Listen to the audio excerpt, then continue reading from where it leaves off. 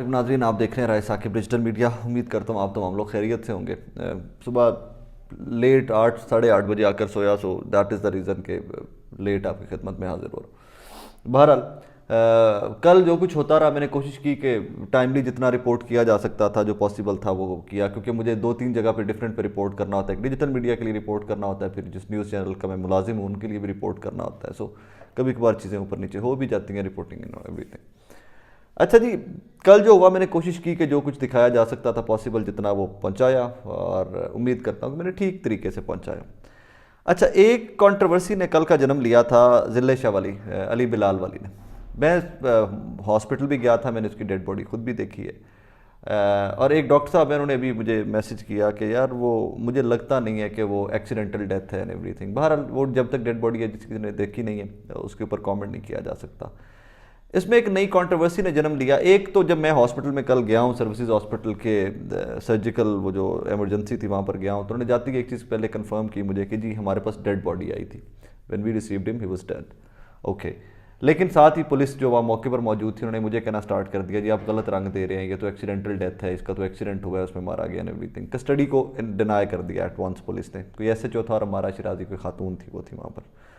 तो वो जो पुलिस एहलकार थे उनकी मौजूदगी में दे डिनाइड के जी कि तो वो एक्सीडेंटल डेथ थी जो एंड एवरीथिंग।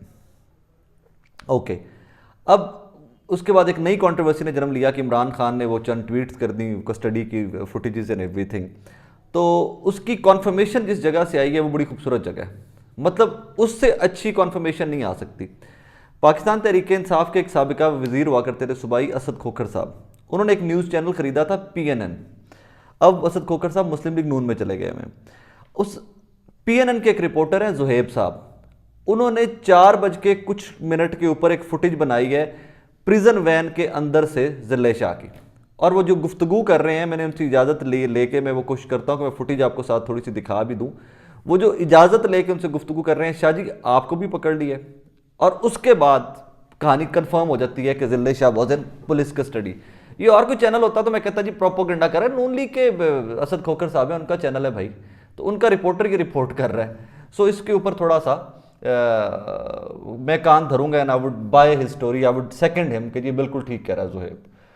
अब इसके ऊपर कोई प्रोपोगंडा का जो लेवल हुआ है ना, 302 की FIR जो दी गई है, दफा 302 की, वो किसके ऊपर दी गई? इमरान खान के ऊपर, फवाद चौधरी के ऊपर, हसान न्याजी के ऊपर। और यार बेशर्मी की इंतहा सी इंतहा है। कल पूरा दिन नाजरीन में फील्ड के अंदर रहा हूँ, मेरे पाँव अभी भी स्वेल हुए, मेरी टांगें स्वेल हुई हैं। कल के 14 घंटे में आई वाज ऑन फुट। किसी एक बंदे ने मुझे ये नहीं कहा, जो उसके अंदर उस FIR के अंदर घटिया सी हरकत लिखी गई है कि जी हमें उनके कहने के ऊपर हम ये सारे हंगामे कर रहे हैं, लीडरशिप के कहने के ऊपर नहीं हुई थी। किसी एक बंदे ने कहा। एक ही जगह पे वाकया हुआ है। कल वो जो पुलिस वाले को एक बंदे ने मारने की कोशिश की है, 1 या 2 लोग थे उन्होंने मारने की कोशिश की है डंडों से, और बाकी लोग तहरीक इंसाफ के वर्कर छुड़वा रहे थे। जो फुटेज आप लोगों ने गालबन देखी होगी कि वो एक डंडा मार रहा है, वही डंडे जो थे मेरे हाथों में भी बाद में लगे। तो वहां पर भी 2 लोग मारने पे आते थे उस एक सिपाही को, और बाकी लोग छुड़वाने के लिए आ रहे थे। किसी एक स्पॉट के ऊपर किसी एक तरीके इंसाफ के वर्कर ने ये नहीं कहा कि हमें लीडरशिप की तरफ से कहा गया है मार दो, ये कर दो, जला कर दो, गिराव कर दो, ऑल दैट। सेकेंडली, एक चीज मैं पूरी रात जब मैं सुबह सोया भी हूं ना आकर बेड में, तो मैं कितनी देर लेटा उसको सारी सिचुएशन को ना वो रिवर्स मोड में जाकर मैं देखा होता क्या रहा है सारा दिन, क्या क्या क्या क्या विटनेस किया हमने।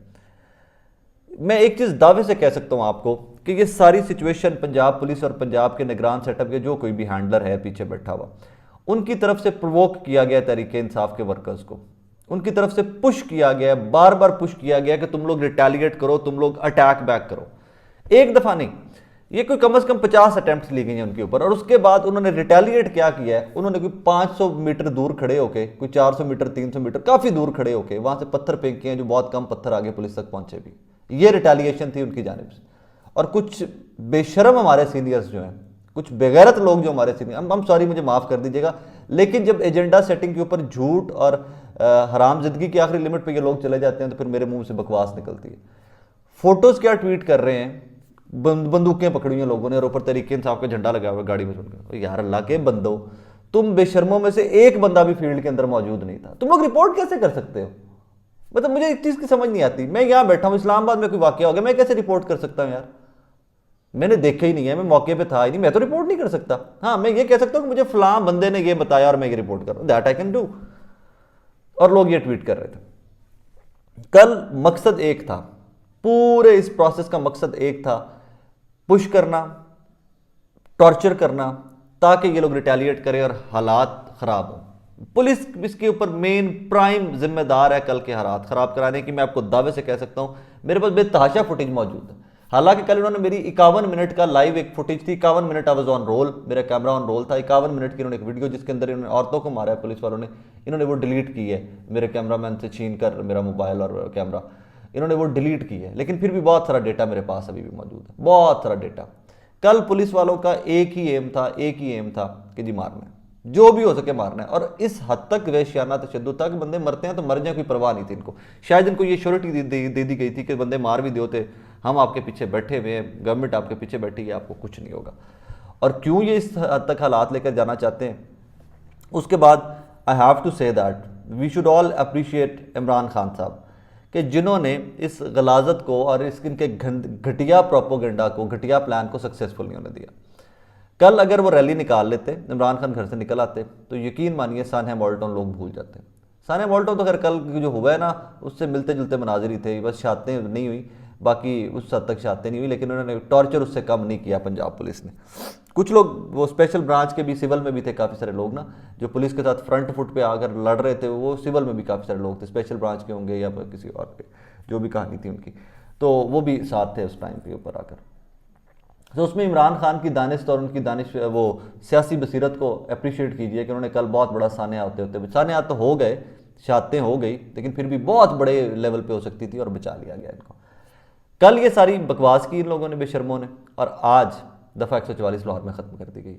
पर्पस सिर्फ ये था, एक दिन के लिए दफ़ा 144 लगाई गई, पर्पस सिर्फ ये था कि बंदे मारने हैं तहरीक इंसाफ के, इल्ज़ाम कहीं और लगाना है। और वही हुआ कि बंदे मारे पुलिस ने, टॉर्चर मतलब तशद्दुद तो पुलिस ने किया ना।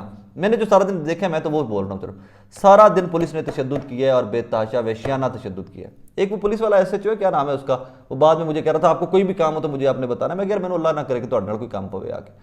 वो मेरे पास खड़ा हुआ जब मैं रिपोर्ट कर रहा था, तो मुझे कहता है जी देखें आपने ये नहीं रिपोर्ट किया कि हमारे पुलिस वाले भी जख्मी हुए हैं। मैंने फुटेज निकाली, कैमरा रिवर्स करवाया, मैंने जाके दिखाया मेरे को, भाई ये देखो, और ये शो में चलाऊंगा मैं, कि पहले तुम लोगों ने शेलिंग की है, पहले तुम लोगों ने मारा है, पहले तुम लोगों ने वैश्याना तशद्दुद किया है, उसके बाद एंड में कोई 3 घंटे टॉर्चर सहने के बाद तंग आकर पाकिस्तान तहरीक इंसाफ के वर्कर्स ने तुम पर पथराव किया।